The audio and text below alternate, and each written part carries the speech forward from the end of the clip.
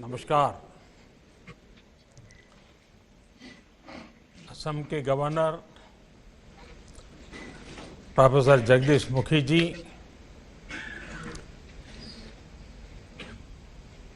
केंद्र में मेरे शिक्षा मंत्री श्री रमेश पोखरियाल निशंक जी, असम के मुख्यमंत्री श्रीमान सर्बानंद सोनोवाल जी,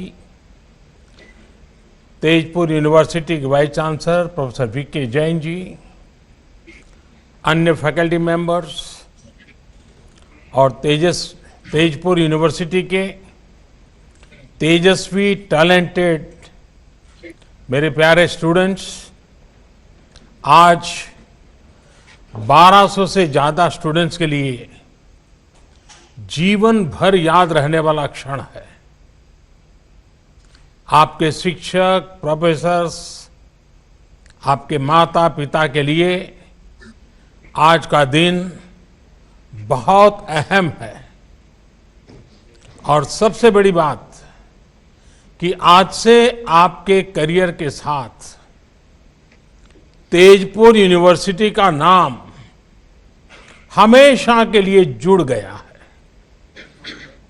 आप आज जितना खुश हैं, उतना ही मैं भी हूं। आज आप अपने भविष्य को लेकर जितनी आशा से भरे हुए हैं, उतना ही मेरा आप सब पर अपार विश्वास है। मुझे भरोसा है कि आपने तेजपुर में रहते हुए तेजपुर यूनिवर्सिटी में जो सीखा है, वो असम की प्रगति को, देश की प्रगति को गति देगा, नई ऊंचाई देगा। साथियों, इस भरोसे की कई वजह भी हैं। पहला, तेजपुर का यह ऐतिहासिक स्थान, इसके पौराणिक इतिहास से मिलने वाली प्रेरणा। दूसरा, तेजपुर विश्वविद्यालय में आप जो काम कर रहे हैं, वो मुझे बताया गया है कि वो बहुत ही उत्साह जगाता है। और तीसरा,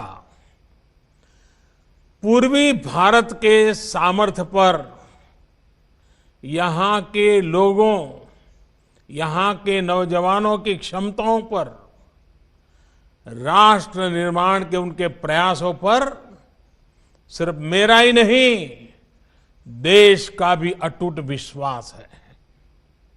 साथियों, अभी अवार्ड और मेडल देने से पहले जो यूनिवर्सिटी एंथम गाया गया है, उसमें निहित भाव तेजपुर के महान इतिहास को नमन करता है।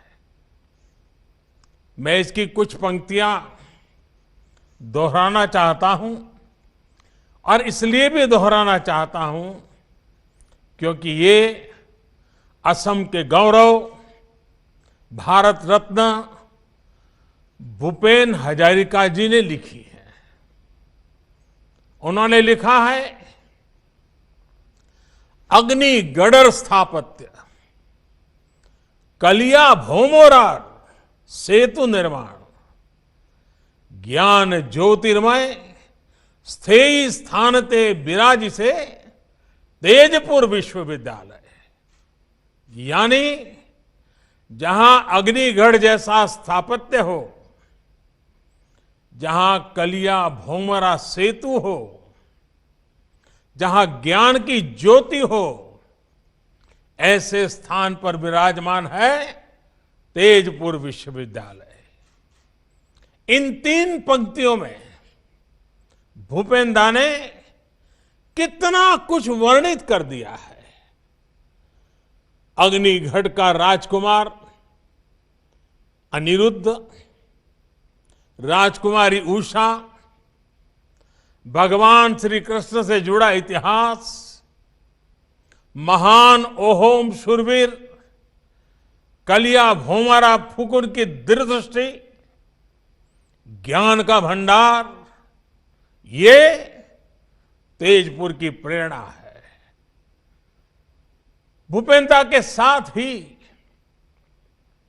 ज्योति प्रसाद अग्रवाल, विष्णु प्रसाद राभा, ऐसे महान व्यक्तित्व तेजपुर की पहचान रहे हैं। आप इनकी कर्मभूमि में, जन्मभूमि में पड़े हैं और इसलिए आप में गर्व का भाव होना और गौरव के कारण आत्मविश्वास से भरा हुआ आपका जीवन होना, ये बहुत स्वाभाविक है। साथियों, हमारा देश इस वर्ष अपनी आजादी के 75 वर्ष में प्रवेश कर रहा है। सैकड़ों वर्षों की गुलामी से मुक्ति दिलाने के लिए असम के अनगिनत लोगों का योगदान है। जो उस समय थे, उन्होंने देश की आजादी के लिए जीवन दे दिया, अपनी जवानी खपा दी। अब आपको नए भारत के लिए, आत्मनिर्भर भारत के लिए जी करके दिखाना है, जीवन को सार्थक करके दिखाना है। अब से लेकर भारत की आजादी के 100 वर्ष पूरे होने तक ये 25-26 साल आपके जीवन के भी स्वर्णिम वर्ष हैं। आप कल्पना कीजिए, 1920-21 में जो नौजवान, जो बेटी आपकी उम्र की होगी, आज आप जिस उम्र के होंगे, 1920-21 के कालखंड में वो क्या सपने देखते होंगे, वो अपने किन बातों के लिए जीवन ढालते होंगे, किन कामों की पूर्ति के लिए अपने आप को खपाते होंगे। अगर थोड़ा सा स्मरण करें 100 साल पहले आप ही की उम्र के लोग क्या करते थे, तो आज आगे के लिए आपको क्या करना, ये सोचने में देर नहीं लगेगी। ये आपके लिए गोल्डन पीरियड है। तेजपुर का तेज पूरे भारत में, पूरे विश्व में फैलाइए। असम को, नॉर्थ ईस्ट को विकास की नई ऊंचाइयों पर ले जाइए। हमारी सरकार आज जिस तरह नॉर्थ ईस्ट के विकास से जुटी है, जिस तरह कनेक्टिविटी, एजुकेशन, हेल्थ, हर सेक्टर में काम हो रहा है, उससे आपके लिए अनेकों नई संभावनाएं बन रही हैं। इन संभावनाओं का पूरा लाभ उठाइए।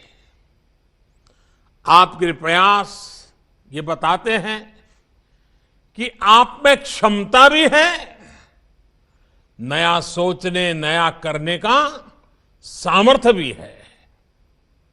साथियों, तेजपुर यूनिवर्सिटी की एक पहचान अपने इनोवेशन सेंटर के लिए भी है। आपके grass root innovations vocal for local को भी नई गति देते हैं, नई ताकत देते हैं। ये इनोवेशंस स्थानीय समस्याओं को सुलझाने में काम आ रहे हैं, जिससे विकास के नए द्वार खुल रहे हैं। अब जैसे मुझे बताया गया कि आपके डिपार्टमेंट ऑफ केमिकल साइंस ने पीने के पानी को साफ करने के लिए एक कम कीमत वाली आसान टेक्नोलॉजी पर काम किया है। इसका लाभ असम के अनेक गांवों को हो रहा है। बल्कि मुझे तो ये बताया गया कि अब ये नई टेक्नोलॉजी छत्तीसगढ़ में, उड़ीसा में, बिहार में, कर्नाटक, राजस्थान जैसे राज्यों तक भी पहुंच रही है। मतलब ये आपकी कीर्ति पताका फैल रही है। भारत में इस प्रकार की टेक्नोलॉजी के विकास से हर घर जल पहुंचाने का जल जीवन मिशन को जो सपना है उसको एक सशक्तिकरण होगा। साथियों, पानी के अलावा गांवों में वेस्ट टू एनर्जी, कचरे से कंचन, इसमें बदलने का जो बीड़ा आपने उठाया है उसका प्रभाव भी बहुत बड़ा है। फसलों के अवशेष हमारे किसानों और हमारे पर्यावरण दोनों के लिए बड़ी चुनौती है। बायोगैस और ऑर्गेनिक फर्टिलाइजर से जुड़ी एक सस्ती और प्रभावी टेक्नोलॉजी को, उसको लेकर जो काम आप अपनी यूनिवर्सिटी में कर रहे हैं, उससे देश की एक बहुत बड़ी समस्या हल हो सकती है। साथियों, मुझे ये भी जानकारी दी गई है कि तेजपुर यूनिवर्सिटी नॉर्थ ईस्ट की बायोडायवर्सिटी और रिच हेरिटेज को संरक्षित करने का भी अभियान चला रही है। नॉर्थ ईस्ट के आदिवासी समाज की वो भाषाएं जिन पर विलुप्त होने का खतरा है, उनको डॉक्यूमेंट करना बहुत सराहनीय काम है। इसी तरह संत श्रीमंत शंकरदेव जी की जन्मभूमि नौगांव के बाताद्रव स्थान में सदियों पुरानी लकड़ी पर उकेरी गई कला का, उसका प्रिजर्वेशन हो, या फिर गुलामी के कालखंड में लिखी गई असम की किताबों और पेपर्स का डिजिटीकरण हो, आप वाकई इतने विविध कामों पर लगे हुए हैं। कोई भी इसको सुनेगा उसको गर्व होगा कि इतना दूर हिंदुस्तान के पूर्वी छोर पर तेजपुर में ये तपस्या हो रही है, साधना हो रही है। आप वाकई कमाल कर रहे हैं। साथियों, मैंने जब इतना कुछ जाना तो मन में ये सवाल भी आया कि स्थानीय विषयों पर, स्थानीय आवश्यकताओं पर इतना काम, इतनी रिसर्च करने की प्रेरणा आपको कहां से मिलती है? इसका जवाब भी तेजपुर यूनिवर्सिटी कैंपस में ही है। अब जैसे आपके हॉस्टल्स चराईदेव, नीलांचल, कंचनजंगा, पटकाई, धानसिरी, सुबनसिरी, कोपिली, ये सभी पर्वतों, चोटियों और नदियों के नाम पर है। और ये सिर्फ नाम नहीं है, ये जीवन की जीती जागती प्रेरणा भी है। जीवन यात्रा में हमें अनेक मुश्किलों, अनेक पर्वतों का सामना करना पड़ता है, कई नदियों को पार करना पड़ता है। एक बार का काम नहीं होता। आप एक पर्वत चढ़ते हैं तो फिर दूसरे की तरफ बढ़ते हैं। हर पर्वतारोहण के साथ आपकी जानकारी भी बढ़ती है, आपका एक्सपर्टाइज भी बढ़ती है और नई चुनौतियों को लेकर आपका पर्सपेक्टिव तैयार हो जाता है। इसी तरह नदियां भी हमें बहुत कुछ सिखाती है। नदियां कई सहायक धाराओं से मिलकर बनती हैं और फिर समुद्र में मिल जाती है। हमें भी जीवन में अलग अलग लोगों से ज्ञान लेना चाहिए, सीखना चाहिए और उस सीख के साथ आगे बढ़ते हुए अपने लक्ष्य को प्राप्त करना चाहिए।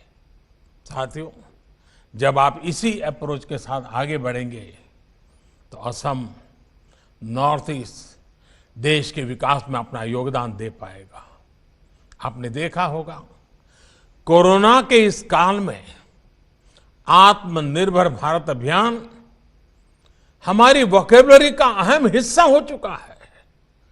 हमारे सपनों के अंदर वो घुल मिल गया है। हमारा पुरुषार्थ, हमारे संकल्प, हमारी सिद्धि, हमारे प्रयास, सब कुछ उसके इर्द गिर्द हम अनुभव कर रहे हैं। लेकिन आखिर ये अभियान है क्या? आखिर बदलाव क्या हुआ रहा है?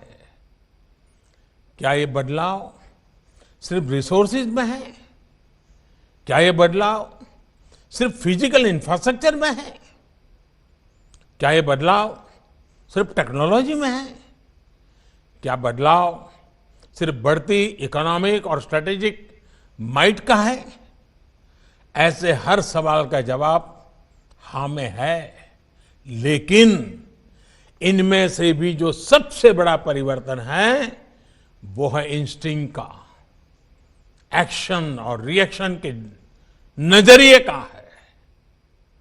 हर चुनौती, हर समस्या से निपटने का हमारे युवा देश का अंदाज, देश का मिजाज अब कुछ हटकर है। इसका एक ताजा उदाहरण तो अभी हमें क्रिकेट की दुनिया में देखा है। आप लोगों में से बहुतों ने भारतीय क्रिकेट टीम के ऑस्ट्रेलिया टूर को फॉलो किया होगा। इस टूर में क्या क्या चुनौतियां हमारी टीम के सामने नहीं आई। हमारी इतनी बुरी हार हुई, लेकिन उतनी ही तेजी से हम उभरे भी और अगले मैच में जीत हासिल की। चोट लगने के बावजूद हमारे खिलाड़ी मैच बचाने के लिए मैदान पर डटे रहे। चैलेंजिंग कंडीशंस, इसमें निराश होने के बजाय हमारे युवा खिलाड़ियों ने चैलेंज का सामना किया, नए समाधान तलाशे। कुछ खिलाड़ियों में अनुभव जरूर कम था, लेकिन हौसला उतना ही बुलंद दिखा। उनको जैसे ही मौका मिला, उन्होंने इतिहास बना दिया। एक बेहतर टीम को अपने टैलेंट और अपने टेम्परामेंट में वो ताकत थी जिससे उन्होंने इतने अनुभवी टीम को, इतने पुराने खिलाड़ियों की टीम को पराजित कर दिया। युवा साथियों, क्रिकेट के मैदान पर हमारे खिलाड़ियों की ये परफॉर्मेंस सिर्फ स्पोर्ट्स के लिहाज से इंपॉर्टेंट नहीं है, एक बहुत बड़ा लाइफ लेसन भी है। पहला लेसन ये कि हमने अपनी एबिलिटी पर विश्वास होना चाहिए, कॉन्फिडेंस होना चाहिए। दूसरा लेसन हमारे माइंडसेट को लेकर है। हम अगर पॉजिटिव माइंडसेट से लेकर आगे बढ़ते हैं तो रिजल्ट भी पॉजिटिव ही आएगी। तीसरा और सबसे अहम लेसन, अगर आपके पास एक तरफ सेफ निकल जाने का ऑप्शन हो और दूसरी तरफ मुश्किल जीत का विकल्प हो, तो आपको विजय का ऑप्शन जरूर एक्सप्लोर करना चाहिए। अगर जीतने की कोशिश में कभी कभार असफलता भी हाथ लगे तो इसमें कोई नुकसान नहीं है। रिस्क लेने से, प्रयोग करने से डरना नहीं है। हमें प्रोएक्टिव और फियरलेस होना ही पड़ेगा। हमारे भीतर जो फेल्यूर का डर होता है, हम जो अननेसेसरी प्रेशर अपने ऊपर लेते हैं, उससे जब आप बाहर निकलेंगे तो फियरलेस बनकर उभरेंगे भी। साथियों, हौसले से भरा हुआ अपने लक्ष्यों के प्रति समर्पित भारत सिर्फ क्रिकेट की फील्ड पर दिखता है ऐसा नहीं है। आप भी तो इसी ही एक तस्वीर है। आप आत्मविश्वास से, सेल्फ कॉन्फिडेंस से भरे हैं। आप लीड से हटकर सोचने और चलने में डरते नहीं हैं। आपके जैसे इसी युवा ऊर्जा ने कोरोना के खिलाफ अपनी लड़ाई में ही भारत को बहुत मजबूती दी है। आपको याद होगा, इस लड़ाई की शुरुआत में ऐसी आशंकाएं जताई गई थी कि इतनी बड़ी आबादी वाला भारत रिसोर्सेज के अभाव में कोरोना से तबाह हो जाएगा। लेकिन भारत ने दिखाया कि रिजॉल्व और रेजिलियंस अगर आपके पास है तो रिसोर्सेज तैयार होते देर नहीं लगती। भारत ने यही किया। भारत ने हालत से समझौता करने के बजाय मुसीबत बढ़े इसका इंतजार करने के बजाय तेजी से फैसले लिए, प्रोएक्टिव होकर फैसले लिए। इसी का परिणाम है कि भारत वायरस से ज्यादा प्रभावी रूप में बढ़ पाया, प्रभावी रूप से लड़ पाया। मेड इन इंडिया सॉल्यूशन से हमने वायरस के फैलाव को कम किया, अपने हेल्थ इंफ्रा को बेहतर किया। अब हमारे वैक्सीन से जुड़ी रिसर्च और प्रोडक्शन की क्षमता भारत के साथ साथ दुनिया के अनेक देशों को सुरक्षा कवच का विश्वास दे रही है। अगर हम अपने वैज्ञानिकों, अपने रिसर्चर्स, अपने स्कॉलर्स, अपने साइंटिस्ट, अपनी इंडस्ट्री की ताकत पर भरोसा ना करते तो क्या ये सफलता संभव हो पाती? और साथियों, सिर्फ हेल्थ सेक्टर ही क्यों, हमारा डिजिटल इंफ्रास्ट्रक्चर ही लीजिए। अगर हम भी ये मानकर बैठ जाते कि भारत में लिटरेसी के अभाव में डीबीटी, डायरेक्ट बेनिफिट ट्रांसफर और डिजिटल लेन देन संभव नहीं है, तो क्या कोरोना जैसे संकट में सरकार गरीब से गरीब तक इतने प्रभावी ढंग से पहुंच पाती? आज जिस फिनटेक में, डिजिटल इंक्लूजन में हम दुनिया के अग्रणी देशों में शामिल हैं, वो क्या कभी संभव हो पाता? आज का भारत समस्या के समाधान के लिए एक्सपेरिमेंट से भी नहीं डरता और बड़े स्केल पर काम करने से भी पीछे नहीं हटता। सबसे बड़ा बैंकिंग इंक्लूजन अभियान भारत में हो रहा है। टॉयलेट बनाने का सबसे बड़ा अभियान भारत में। हर गरीब परिवार को घर देने का अभियान भारत में। घर घर जल पहुंचाने का सबसे बड़ा अभियान भारत में। सबसे बड़ी हेल्थ एश्योरेंस स्कीम भारत में। और अब सबसे बड़ा टीकाकरण अभियान भी भारत में। इन सब का बहुत बड़ा लाभ नॉर्थ ईस्ट को हुआ है, असम के लोगों को हुआ है। ऐसे कार्यक्रम तभी चल सकते हैं जब देश और समाज आत्मविश्वास से भरा हो। देश यथास्थिति को बदलने के लिए, इनोवेट करने के लिए पूरी शक्ति लगा रहा हो। साथियों, आज जिस प्रकार दुनिया में, भारत में नई टेक्नोलॉजी का प्रसार हो रहा है, उससे हर क्षेत्र में नई संभावनाएं पैदा हो रही है। आज हम बिना ब्रांच के बैंक, बिना शोरूम के रिटेल बिजनेस, बिना डाइनिंग हॉल के क्लाउड किचन, ऐसे अनेक प्रयोगों को रोजमर्रा की जिंदगी में देख रहे हैं। ऐसे में यह भी संभव है कि भविष्य की यूनिवर्सिटी पूरी तरह से वर्चुअल हो और दुनिया भर से स्टूडेंट्स और फैकल्टीज किसी भी यूनिवर्सिटी का हिस्सा बन सके। इस प्रकार की ट्रांसफॉर्मेशन के लिए हमारे पास एक जरूरी रेगुलेटरी फ्रेमवर्क होना बहुत जरूरी है। नई नेशनल एजुकेशन पॉलिसी के माध्यम से लगातार उसकी कोशिश की जा रही है। इस पॉलिसी में टेक्नोलॉजी के ज्यादा से ज्यादा उपयोग, मल्टी डिसिप्लिनरी एजुकेशन और फ्लेक्सिबिलिटी को प्रोत्साहित किया जा रहा है। नई नेशनल एजुकेशन पॉलिसी डाटा और डाटा एनालिटिक्स के लिए हमारे एजुकेशन सिस्टम को तैयार करने पर बल देती है। डाटा एनालिटिक्स की मदद से एडमिशन से लेकर टीचिंग और इवैल्यूएशन तक पूरी प्रक्रिया बहुत बेहतर हो जाएगी। मुझे विश्वास है कि Tezpur university national education policy के इन लक्ष्यों को सिद्ध करने में अहम भूमिका निभाएगी।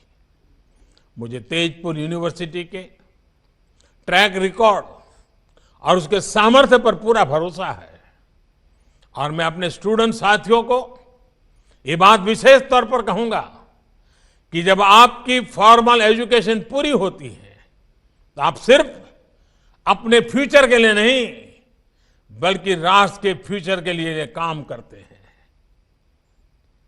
आप बस एक बात याद रखें, अगर आपका पर्पज ऊंचा है तो आपको जीवन के उतार चढ़ाव से उतना असर नहीं पड़ेगा। आपके जीवन के आने वाले 25-26 साल आपके कैरियर के साथ साथ देश के भाग्य को भी तय करने वाले हैं। मुझे विश्वास है कि आप सभी देश को नई ऊंचाई पर पहुंचाएंगे। 2047 जब देश आजादी का 100 साल मनाता होगा तो यही 25-26 साल का कालखंड आपके योगदान से, आपके पुरुषार्थ से, आपके सपनों से भरा हुआ होगा। कल्पना कीजिए आजादी के शतक में आपके 25 साल कितना बड़ा रोल पैदा करने वाले हैं। आइए साथियों, अपने आप को उन सपनों के लिए सज्ज कीजिए। चल पड़े, संकल्प के साथ चल पड़े, सपनों को लेकर चल पड़े, सिद्धि पाने के मकसद से निकल पड़े। देखिए, जीवन सफलताओं की एक एक ऊंचाई को पार करता जाएगा। आज के इस पवित्र अवसर पर आपके परिवारजनों को, आपके शिक्षक जगत को, आपकी सभी फैकल्टीज को, आपके सपनों को, सबको बहुत बहुत शुभकामनाएं देता हूं। अनंत अनंत शुभकामनाएं देता हूं। बहुत बहुत आभार।